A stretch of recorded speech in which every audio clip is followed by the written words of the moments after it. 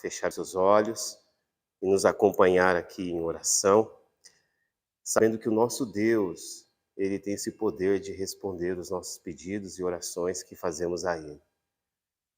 Pai querido, nós te agradecemos nesta noite, uma noite especial que o Senhor nos concede, através da sua graça, através do seu amor, através da sua fidelidade. Tem nos dado, Senhor, a oportunidade de juntos te adorarmos e, como igreja viva, Senhor, sermos uma igreja militante na missão que o Senhor tem nos dado, de um sacerdócio de um povo santo, escolhido, separado, para interceder por este mundo, pelas pessoas, levar a tua palavra e expressar através da nossa comunhão a unidade de Jesus. Então, Pai amado, que esta noite seja uma noite toda especial na vida de cada um de nós, porque, Senhor Deus, a sua promessa é viva e eficaz quando nos diz que o Senhor se faz presente, muito presente, quando o Senhor é invocado entre duas, três pessoas. Muito obrigado porque o Senhor se faz presente nesta noite. Muito obrigado porque o Senhor se faz presente na vida daqueles que nos acompanham. Muito obrigado, Pai, pela tua bondade, pelo teu amor e pela tua graça. Sim, Senhor, é o que nós oramos, agradecidos, no nome de Jesus.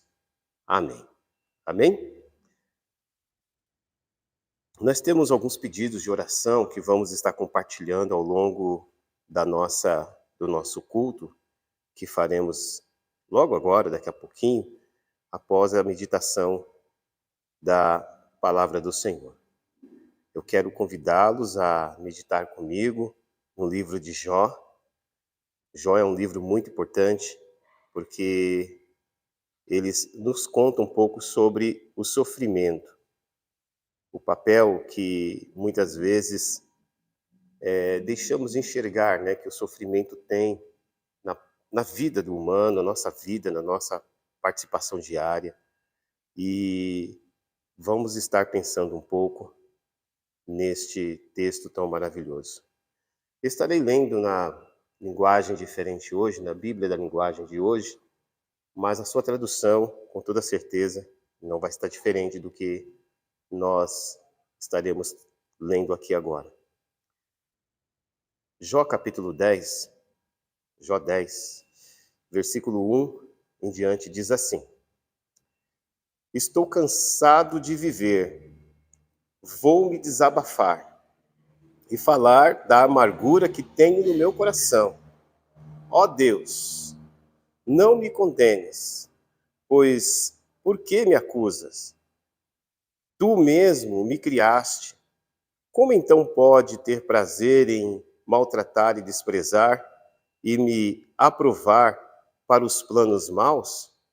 Por acaso teus olhos são como o nosso? Será que ver as coisas como nós vemos? Por acaso a tua vida é tão curta quanto a nossa? Será que vives tão pouco quanto os seres humanos? E então, por que procuras saber de todos os meus pecados? Por que te informas da maldade que eu cometi? Pois sabes que não sou culpado e que ninguém pode me salvar das tuas mãos. As tuas mãos me fizeram e me deram forma, e agora estas mesmas mãos me destroem. Lembra que me fizestes de barro, mas vai me fazer virar pó outra vez? Tu fizestes com que meu pai e minha mãe me gerassem, que me dessem a vida. Formaste o meu corpo do ossos e nervos e me cobristes com carne e pele. Tu me deste vida e me deste amor, e os teus cuidados me conservam vivos. Mas agora eu sei que no teu coração tinha este plano secreto, Tu querias ver se eu ia pecar, para depois me negares o teu perdão. Se sou culpado, estou perdido. Se sou inocente, não tenho coragem de levantar a cabeça, pois fico envergonhado quando olho para a minha desgraça. Se levanto a cabeça orgulhoso da minha inocência, tu, como leão, me persegues, até fazes milagres para me destruir. Tu sempre tem testemunhas que me acusam. A tua ira contra mim vai aumentando e tu me atacas sem parar, como se fosse um exército. Eu quero orar neste momento, pedindo a misericórdia do nosso Deus, para que possamos compreender o teor, a essência desta mensagem. Pai querido, em nome de Jesus, fala conosco através da sua palavra. E que a todos que nos acompanham, todos que ouvirem esta mensagem, possa sentir o toque do Senhor, a voz do Senhor falando aos nossos corações. É o que nós te pedimos, Pai querido, agradecidos no nome de Jesus. Meus queridos, queremos falar nesta noite sobre as consequências de uma visão enfermada malignamente. Isto porque nós sabemos que a igreja é sempre atacada. E quando olhamos para a história de Jó, sempre vamos encontrar uma tipologia daquilo que a vida de Jó, como uma pessoa sofredora, representa com relação à igreja e também o que ela, na sua tipologia, a história de Jó, representa sobre a vida de Jesus. E diante desses fatos, a Bíblia vai registrando situações, como no caso da vida de Jó, em que mostra-se de uma maneira muito clara as lutas, as dificuldades que vamos enfrentar como igreja, vamos enfrentar como cidadãos, vamos enfrentar por pagar um preço de andar na terra dos viventes, e também vamos descobrir que não é somente andar nisto, mas também vamos descobrir que temos inimigos, temos dificuldades espirituais, porque não somos feitos somente de carne e osso. A Bíblia nos diz que somos também espírito, nós temos o espírito em nós e temos uma eternidade para encarar. E essa história é uma verdadeira lição para todos aqueles que vão encontrar uma resposta para a sua dor, para o seu sofrimento. Aliás, muito se estudou sobre Jó e muito tem se estudado quando se trata principalmente desse tema de sofrimento. E eu quero destacar algumas verdades aqui nesse texto que vai nos ajudar a pensar um pouco sobre quais são as consequências de termos uma visão enfermada espiritualmente. Isto porque nós já sabemos, durante as outras quartas-feiras, que temos falado um pouco sobre cativeiro espiritual, sobre batalha espiritual, não no sentido da batalha espiritual que se pregam por aí, mas uma batalha espiritual biblicamente centrada na palavra, no qual ela não descarta, sim, a possibilidade de que o inimigo, de que as diversidades, tudo tenta conspirar para quebrar o nosso relacionamento em profundidade com Deus. Nós sabemos que nesta batalha espiritual temos o pecado, sabemos que nesta batalha espiritual também temos o mundo, nós temos a carne, são três coisas, ou uma tríade existencial, que muitas vezes a fé constantemente, porque tanto o mundo que nos assedia tão de perto, tanto a carne que esboça e expressa as nossas fraquezas, quanto o próprio pecado que tão de perto nos rodeia e por termos a condição de pecador, tudo isto nos coloca no chão de uma batalha. O apóstolo Paulo também fala que não temos que lutar contra a carne, contra o sangue, mas sim contra as hostes espirituais, nos lugares celestiais, as potestades. Sabemos também que, além de tudo isso, o próprio Satanás, inimigo, o grande adversário da igreja, tem planejado, não tem medido esforços para confrontar, afastar, minar a fé de milhares de pessoas que confessam Jesus como seu único suficiente Salvador. Daí vem a importância da palavra pregada, a palavra lida, a palavra buscada com intenção de coração, que sempre nos adverte, através das Escrituras, a olharmos o campo espiritual da nossa vida e ter uma visão espiritual para enfrentarmos as lutas, as batalhas diárias. Então, o livro de Jó ele entra dentro desse contexto, nos mostrando que, pela sua própria vida, Jó estava, talvez, não há palavras para definir a situação espiritual que Jó se encontrava, física, emocionalmente, sentimentalmente. Um homem arrasado, um homem em luto, um homem em agonia, em desgosto, em angústia.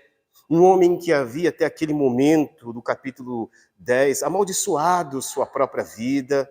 Um homem que havia amaldiçoado e estava procurando, com vários conflitos internos e existenciais, esboçando a sua dor, a dor de existir no sentido de viver para sofrer toda aquela tragédia que ocorreu com a vida, com a perda de seus filhos, com a perda de bens materiais, com a perda da sua saúde. Então, estamos falando de um homem que está dentro de um caos existencial, talvez um dos caos mais profundos da angústia humana. Só sabe quem já passou por algo similar a esta situação. Então é muito natural nós observarmos que, pelo menos olhando agora, lendo a palavra de Deus, sabemos que Jó, até aquele momento, não tinha a percepção de que tudo aquilo que estava acontecendo era por conta do adversário de sua alma, o inimigo, o diabo, que havia visto ele, as intenções do seu coração, tinha visto quanto ele era um adorador, tinha visto quanto ele era um homem temente a Deus. Jó, ele elenca na qualidade daqueles homens que tinha a titularidade, né, de se dizer que este homem andava com Deus. Jó, ele fazia parte dessas pessoas. Ele era um homem inteiramente íntegro com relação à sua comunhão com Deus, com relação à sua comunhão social, com relação a todo um perfil que monta e constrói alguém que anda com Deus. E Satanás viu isto, e Satanás perseguiu ele por conta disto. Satanás lançou uma proposta, e Deus, como já conhecia o coração de Jó, mostrou para o próprio Satanás o quanto ele estava enganado. Mas esse texto mostra que até este momento, Jó está lamentando. A partir do capítulo 13 diante, os seus amigos aparecem para consolá-lo, mas para cada palavra que eles davam em defesa de Deus, Elifaz, Bildade e os outros amigos, tudo isso que eles tentam defender a Deus, mas Jó estava mergulhando na sua tristeza, na sua depressão, na sua angústia, no seu sofrimento. E aqui, nesse capítulo onde nós chegamos, no capítulo 10, ele começa a fazer um desabafo. Ele está tão angustiado, tão perdido, tão sem sentido, sofrimento no maior ápice, né, da sua existência ali, o sofrimento detonando o seu coração. Então ele começa a expressar algumas coisas que podem nos chamar a atenção nesta noite e que faz com que possamos mudar de perspectiva. Hoje não estamos mais na qualidade de Jó. Jó não sabia o que estava acontecendo propriamente. Ele dizia algumas coisas, mas ele não sabia exatamente o que estava acontecendo. Mas nós já sabemos, pela vida de Jó, por tudo que ele já passou, e pelas outras partes que remontam à revelação bíblica, nós sabemos que o que está por detrás do sofrimento humano tem alguns elementos, e um deles também é o diabo. E para isto, nós vamos entender, porque a única coisa que o diabo quer é enfermar a nossa visão. Vou tentar descrever aqui, nesses pequenos minutos, como Satanás fez para enfermar a visão de Jó e impedir com que ele pudesse ter uma perspectiva diferente. A primeira coisa que a gente pode entender é que uma visão enfermada espiritualmente, ela é bombardeada pela perda da vontade de viver. Em todo tempo, Jó começou a questionar a sua existência. O texto mostra aqui, desde o capítulo 1, aliás, desde o versículo 1 do capítulo 10 até o versículo 7, coisas que geralmente muitas pessoas, quando estão com a sua visão enfermada, geralmente sentem da mesma forma. Jó, ele sentia angústia. Jó, ele sentia amargura. Outra característica é que Jó sentia opressão. Uma mente, uma visão enfermada, ela pode estar sentindo opressões espirituais, das mais diversas. Também uma mente, uma visão que está enfermada espiritualmente, ela também sente culpa. Jó, ele expressa em todos esses conjuntos de versículos não só a angústia, não só a amargura, não só a opressão, mas culpa. Ele também expressa nesse mesmo conjunto de versículos dor e sofrimento. Jó, ele também começava a deixar-se ser dominado por todas aquelas queixas e lamentos. Veja que é um grande perigo. O sofrimento tem esse poder natural de causar isso em nossas vidas. Mas quando esse sofrimento não é somente uma causa natural, ele começa a ofuscar o meu relacionamento espiritual. Quando essas queixas passam para um outro nível, precisamos questionar e, mais que isso, precisamos evitar. Precisamos evitar que o sofrimento que enfrentamos atrapalhe e tumultue o meu relacionamento com Deus. Uma coisa é eu passar por aflições, uma coisa é eu passar por situações difíceis, porque todos estão fadados, estão sujeitos às agruras desta vida, a perdas, a lágrimas, a tantas situações que são indescritíveis e que muitas vezes nem esperamos que aconteça conosco. Agora, outra coisa é isto atrapalhar no relacionamento com Deus. Geralmente, nós precisamos tomar muito cuidado, porque nesse caso, Jó não conseguia enxergar para além do seu sofrimento. Sua mente estava confusa, ele estava totalmente vulnerável. O inimigo, meus queridos, não quer somente aquelas pessoas que estão ali entregadas aos seus vícios. Satanás, o diabo, ele não quer somente aquelas pessoas que estão afastadas da comunhão com Deus, aqueles que estão praticando maldade, aqueles que estão fazendo alguma coisa ruim contra o seu próximo. Satanás não quer aqueles que têm um currículo de homicídio em suas costas.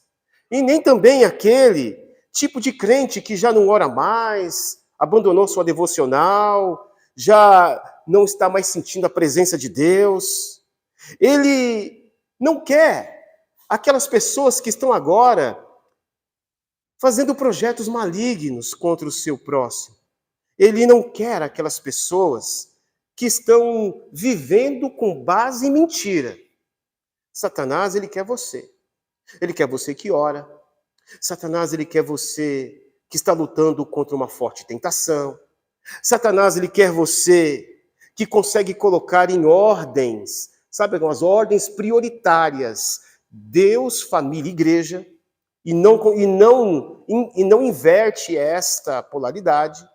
Satanás, ele quer você que está tendo um temor de Deus.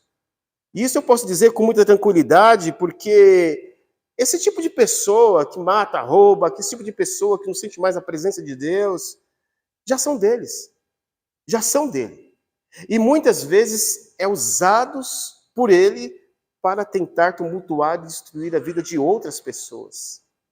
O que nós somos chamados a atenção nesse texto é que o inimigo não quer as pessoas doentes. Ele quer as saudáveis para torná-las doentes. E foi assim que ele fez com Jó. Ele tocou nos lugares que poderiam adoecer não somente as suas emoções, não somente seu sentimento, não somente a sua vida existencial, mas também ele fez de tudo para adoecer o seu físico e também o seu relacionamento com Deus.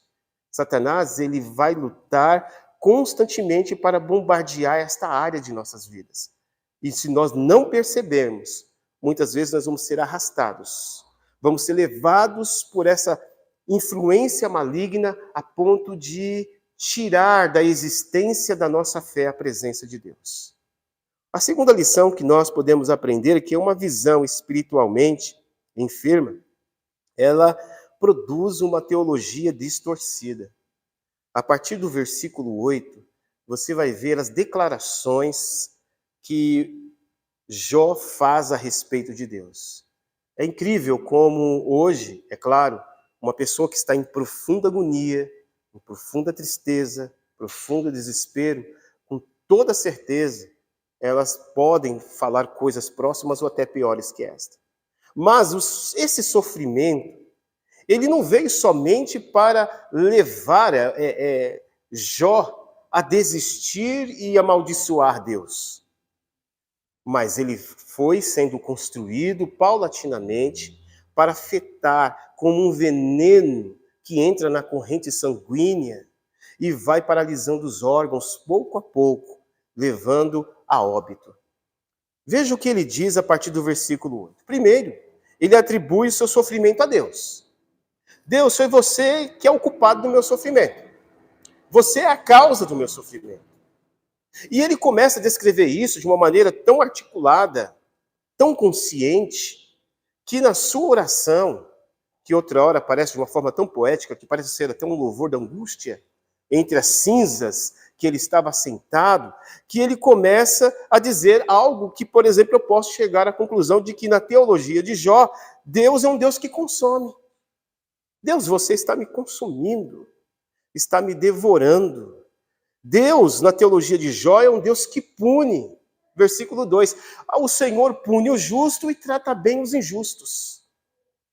No versículo 3, esse Deus de Jó é um Deus que limita-se. Ele vai se limitando e reduz a sentimentos humanos. A partir do versículo 3, ele é um Deus que reage humanamente como se fosse humano. As pessoas, ele tira Deus da sua transcendência e coloca Deus na sua finitude, assim como o homem dizendo: Senhor, o Senhor é desse jeito. O sofrimento pode distorcer a nossa teologia de Deus, mas não para por aí. No versículo 7, ele começa a dizer que Deus, tu és um Deus profundamente reativo. A partir do versículo 4 ou 7, ele começa a dizer isso. Você é um Deus reativo. Você é um Deus que não está enxergando além daquilo que somos, do que nós somos. Eu aprendi errado a respeito do Senhor. É interessante que no versículo 8, na teologia de Jó, ele diz que ele é um Deus que consome. Olhando para a expressão no original, ele diz que é como se Jó estivesse descrevendo alguém que estivesse sendo ingerido vivo e sendo degustados pelas papilas degustativas a ponto de estar sendo dissolvido pelo ácido estomacal. Esta expressão de ser consumido, Senhor, o Senhor está me consumindo. E é interessante que ele coloca bem claro que é como se ele estivesse dizendo o seguinte: olha, partes do meu corpo estão se liquefazendo. Eu estou sendo destruído enquanto eu estou vendo. O Senhor está me devorando vivo. Nem me matar, o Senhor me mata, de tão cruel que tu és. Essa é a descrição de uma teologia distorcida, completamente distorcida. Segundo a teologia de Jó, Deus é um Deus que se esquece das suas criaturas. Versículo 9. O Senhor se esquece. O Senhor faz os seus filhos e os abandona. O Senhor me fez com as suas mãos. O Senhor me fez através dos meus pais. O Senhor colocou tecido, ossos. O Senhor me constituiu. O Senhor me fez inteiramente para depois, no momento que eu errar, o Senhor vem e me destrói. Agora eu entendi como é que o Senhor trabalha. Agora caiu a ficha. O Senhor tem planos ruins para a nossa vida. O Senhor nos trata não segundo a sua misericórdia, o Senhor nos trata segundo os nossos erros. Então veja que teologia complicada, porque Deus tem planos inspirados no fracasso humano. É interessante, meus queridos, que uma visão completamente doentia gera uma teologia doentia, gera um conhecimento de Deus doentio. Por isso que Jesus Cristo disse: conhecereis a verdade e a verdade vos libertará. Algo que a gente pode perceber aqui, meus queridos, é que existe um provérbio que talvez você já tenha ouvido em algum momento em sua vida. Esse provérbio, ele diz assim, que o diabo, ele mora nos detalhes. O diabo, ele mora nos detalhes. E não é, na verdade, nos detalhes que o diabo mora. Na verdade, quem mora nos detalhes é Deus. Mas, como este ditado popular geralmente quer dar enfoque que tudo aquilo que a gente não percebe é o que pode gerar problema para as nossas vidas, então, com esse intuito, como se fosse em uma histeria coletiva, as pessoas procuram o diabo em todos os lugares para que possa evitar as suas ações. Existem alguns países, em alguns lugares deste mundo, principalmente um deles é China, que eles excluem o número 4, porque eles acreditam que o número 4 é o número do diabo, porque o número 4 é o número que representa a palavra morte. Então eles tentam fazer de tudo para evitar associar o número 4 a qualquer outro número na relação de suas vidas. Assim como também outras pessoas tentam evitar o número 13, porque o número 13, segundo eles, é um número que traz maldições por ele ser algo do diabo. Nós também encontramos pessoas que trabalham da seguinte forma, que, por exemplo, no Brasil. O Brasil, detalhe do diabo que moram em pequenos momentos da vida do brasileiro é quando ele, sem querer, quebra um espelho. Quando se quebra o espelho, ele diz, se quebrar o espelho dá azar. O diabo mora nesse detalhe, no azar do espelho quebrado. O diabo no Brasil, ele é buscado, ele é percebido no momento em que você encontra uma escada e você não pode passar debaixo da escada. Porque se você passar debaixo da escada, você está atraindo algo diabólico para a sua vida, um azar, um mal, uma maldição, alguma coisa ruim. Ou virar o chinelo. Para alguns, o diabo mora nos detalhes de você deixar o chinelo virado de cabeça para baixo. Porque se você deixar o chinelo virado de cabeça para baixo, você está criando agorando a morte de seu pai e de sua mãe. Para outros, é não assobiar ou não varrer a casa à noite, porque isso pode estar tirando a sorte de sua casa e trazendo situações diabólicas para a sua vida. Nós podemos ver que isso não para por aí. Como no caso no dia 13, muitas pessoas têm medo do dia 13 porque eles acreditam que o dia 13 é o dia do diabo. Ou o dia das bruxas, dia 31 de outubro. Ou passar perto de um gato preto. Ou ver a noiva vestida antes do casamento. Ou muitas vezes bater 3 vezes na madeira quando diz alguma coisa ruim. Na verdade, existem muitos caçadores de diabo. Porque muitos acreditam que ele mora somente nos detalhes. Há algumas denominações, por exemplo, têm o costume de dizer que o diabo mora no bigode. Que os seus seguidores da sua denominação precisam raspar o rosto, não deixar os pelos crescer, porque, segundo eles, o diabo se encontra no bigode. Um crente com bigode é um crente endiabrado, é um crente possuído. Assim como outros dizem que não pode fazer isso ou não pode fazer aquilo. Mas não, meus queridos, o diabo, ele não mora nessas coisas. O diabo, ele mora no sofrimento.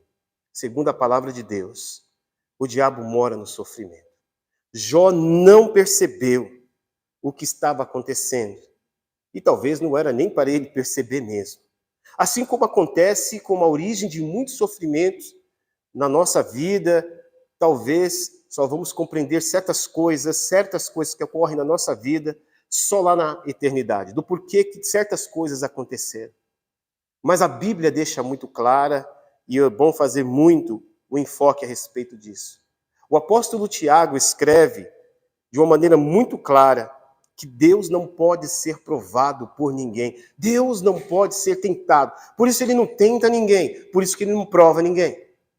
O próprio Jó, passado algum tempo, a partir do versículo 34, quando ele começou a abrir o entendimento das coisas que estavam acontecendo com ele, ele chegou à conclusão e disse: sim, de fato, o próprio Deus que eu conheço, ele não age perversivamente, ele não age de modo perverso. Então Deus, com toda certeza, ele não usa o sofrimento para dar explicação ao ser humano, dizendo: eu estou passando por uma provação que Deus está me dando. Deus não dá aprovação para ninguém. Um dos fatos que mais me chama a atenção é que a Bíblia, na mesma direção que mostra o livro de Jó, a Bíblia ela deixa claro algumas lições. E uma das lições é que um dos fatos mais claros do Novo Testamento é que deixa muito claro que cada ser humano nesta terra, somos mais de 7 bilhões de pessoas no mundo.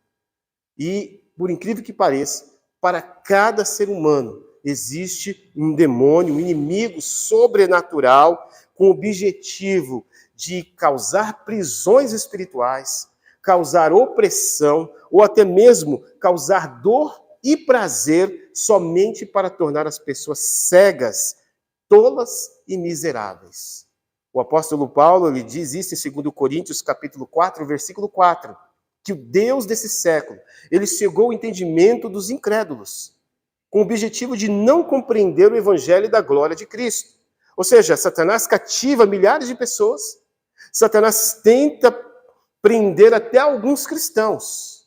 Eu me lembro que na parábola de Jesus Cristo, ele diz de uma maneira muito clara, que quando um valente entra na casa, ele amarra todos e prende todos dentro da casa, ou seja, torna todos os moradores da casa em seus reféns. Mas quando chega outro mais valente ainda, esse mais valente é o herói. Esse mais valente é aquele que veio libertar da casa. Ele vai até aquela casa, ele expulsa esse valente sequestrador e este valente vai embora. E aí a Bíblia e Jesus começa a dizer que, passado algum tempo, este valente, que era nada mais, nada menos o demônio, ele começa a dar volta ao mundo e ele se lembra do lugar aonde ele foi expulso. E ele diz, eu retornarei para minha casa. E ele tenta, a casa que ele já possuiu, ele ainda chama de sua casa. É um fato interessante. Então ele volta. Quando ele volta, ele encontra esta casa vazia. E quando ele encontra essa casa vazia, ele traz mais 7 demônios piores do que ele. Então a gente precisa entender que neste mundo existe uma conspiração maligna contra a igreja do Senhor. Algo que a gente precisa entender é que Deus, ele não é responsável. Quem é o responsável pelo sofrimento humano é 2 pessoas. Primeiro, o diabo, conforme o próprio Senhor Jesus Cristo disse em João capítulo 12, versículo 31, Jesus chama o diabo em João capítulo 12, 31, do príncipe deste mundo, ou seja, ele tem o mundo na mão dele. E esse mesmo João que escreveu o que Jesus Cristo disse, ele confirma lá no primeiro carta de João, capítulo 5, versículo 19, quando diz que o mundo jaz no maligno. Este é um grande problema. O mundo jaz no maligno. Na oração de Jesus, ele deixou bem claro para nós. Pai, eles estão no mundo, mas eles do mundo não são. Isto porque o mundo jaz no maligno. E nós somos do reino de Deus. Somos filhos de Deus. Fomos transportados, ou seja, pelo sangue de Jesus, ele nos tirou do reino das trevas e nos transportou para o reino do Filho do seu amor. Um outro causador de sofrimento é o próprio ser humano. Em Eclesiastes, capítulo 8, versículo 9, mostra de uma maneira muito clara como o ser humano gosta de adquirir poder para oprimir outras pessoas.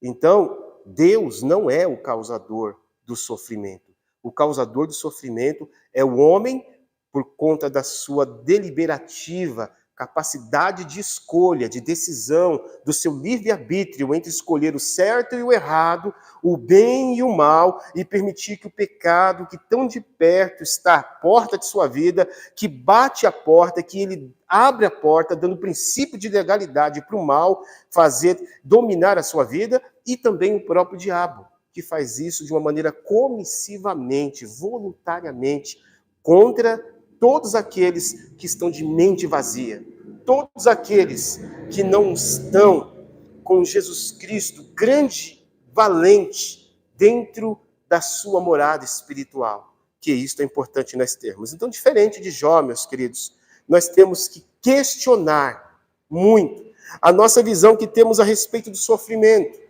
Temos que questionar muito e pedir direção do Espírito Santo de Deus, para que através do próprio Espírito Santo de Deus, nós possamos enxergar as coisas que acontecem em nossa vida com nitidez, com espiritualidade e com sobriedade. Muitos de nós não temos discernimento quando estamos sofrendo. E é nesta que o inimigo opera. É neste grande detalhe, que não é nem pequeno, que ele mora. Porque ele pode usar o sofrimento para o homem se voltar contra Deus. Foi isso que o inimigo fez. O problema de Jó não era uma escada, um gato preto, um dia 13. O problema de Jó não era um número 4, um número 13. O problema de Jó não era se o chinelo estava virado de cabeça para baixo, se ele estava assobiando à noite, se ele tinha varrido a casa ou não. Não, o problema de Jó era simplesmente o sofrimento que o inimigo estava usando para que ele voltasse contra Deus, para que ele atribuísse contra Deus culpa em relação a Deus. Então, meus queridos, quando você se sentir questionado, condenado, quando palavras ferirem o seu coração, quando você estiver passando, ou se você estiver passando por uma profunda circunstância, uma adversidade forte na sua vida, eu quero que você lembre de uma coisa. O inimigo está lutando constantemente para bombardear a sua vida, para que você não enxergue Deus dentro dessa circunstância. Aliás, para que você culpe a Deus, para que você ache que Deus te abandonou, para que você ache que Deus não liga mais para você, para que você ache que você não tem nenhum significado na vida. Mas eu quero convidar você que tem visto esse texto que nós acabamos de ler.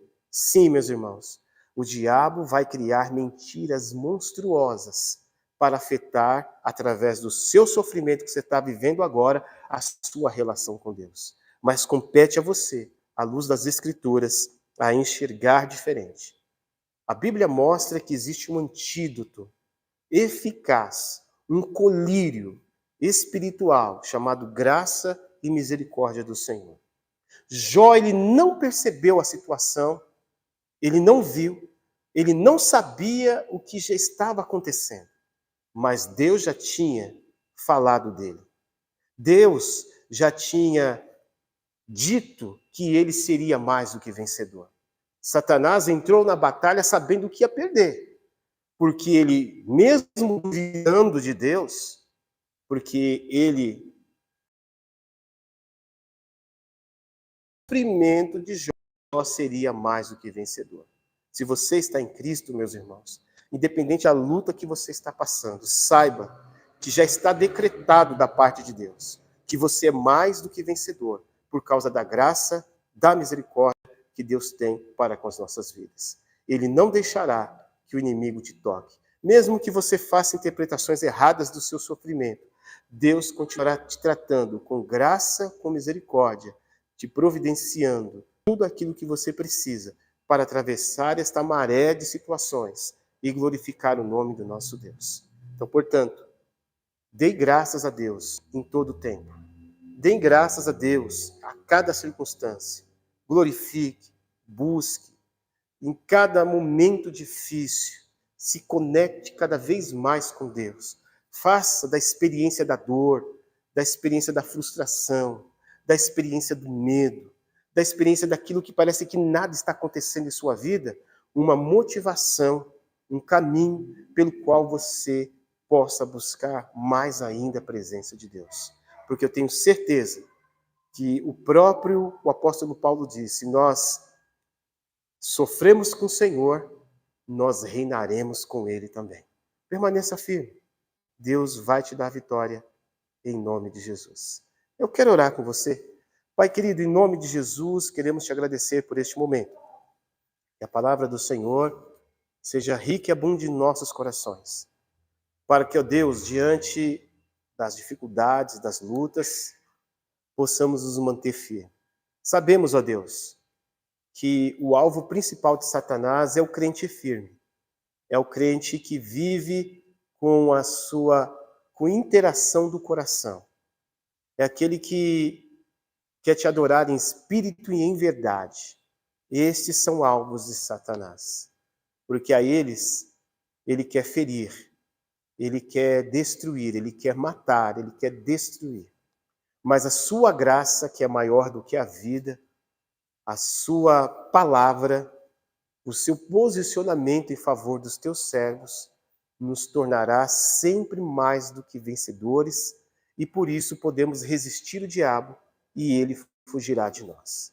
É assim que nós oramos, ó Pai, agradecidos, que esta palavra abençoe a vida dos teus servos e que possamos ter uma visão limpa através da graça e da misericórdia do Senhor, para que possamos encontrar, até nos momentos de dificuldades, a esperança da glória, que é Jesus, nos abençoando e nos conduzindo pelo vale, pelos montes e pelos pastos verdejantes.